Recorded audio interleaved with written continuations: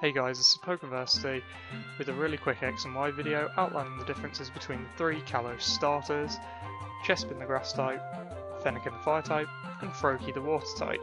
And hopefully this video will inform you better on which ones maybe perform better and which one you would like to choose in your playthrough.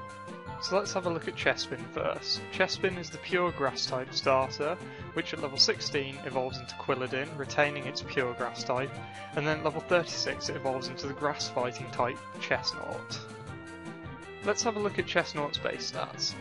Chestnut has particularly high attack and defense, particularly in defense. This Pokemon's going to be sort of like a tanky Pokemon if you're using it competitively.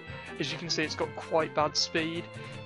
It's alright at special attack, but it's not great, so maybe focus it on physical attack and defense. Not too bad at HP as you would expect from a high defensive Pokemon. Basically, you want to use it to the best of its abilities, use Spike Shield on it, focus on stall tactics, and heavy hitting blows. So let's have a look at Fennekin now. Fennekin's a pure Fire type, and at level 16 it evolves into Braixen, which is still a pure Fire type. And at level 36 it evolves into Delphox, which obtains the Psychic subtype, making it the first ever Psychic typed starter, or at least subtyped starter. Okay, so let's have a look at Delphox's base stats. High special attack, special defense and speed, so you can choose whether you want it to be a special wall or a special sweeper, or whether you want both. I mean, you could put EVs in any of those three stats. Not so good attack wise. Its defense isn't awful though. Delphox has the highest base stat total of the three Kalos starters, exceeding the other two by 4 points, so that's pretty interesting. In terms of Delphox's moveset, I'd recommend giving it powerful special based attacks like Flamethrower and Psychic. You could also give it Fire Blast if you weren't too worried about the accuracy. It can learn Light Screen by TM, but not the other barrier type moves, just Light Screen. Light Screen's good because it will boost its special defense, which is already pretty high. So I'd maybe recommend that in conjunction with either Flamethrower or Fire Blast and Psychic, and then you can fill the fourth move slot any way you want. Okay, so let's look at Froakie now. Froakie is pure Water type, and at level 16 it evolves into Frogadier. Now, Frogadier is still a pure Water type, but when that reaches level 36, it will evolve into Greninja, and Greninja is Water and Dark. And just like Delphox, it's the first starter that has ever been this type. It's the first starter that has ever been a Dark type, so that's pretty interesting. Okay, so let's talk about Greninja's base stats. Greninja's base stats mainly focus around attack, special attack, and speed. Now, Greninja has a very unique hidden ability. I haven't talked about the hidden ability of the other two because it's not that good. You can go and look those up yourself. Greninja has Protein as a hidden ability. Your starter will not have this. You'll have to get one of these some other way. But Protein makes the Pokemon change type to whatever type move it's using. So you can give Greninja special or physical moves of any type and it will get the same type of attack bonus from that. It's an absolutely invaluable ability to have. You've pretty much got to use this type of a Greninja in competitive play, not the Torrent variety.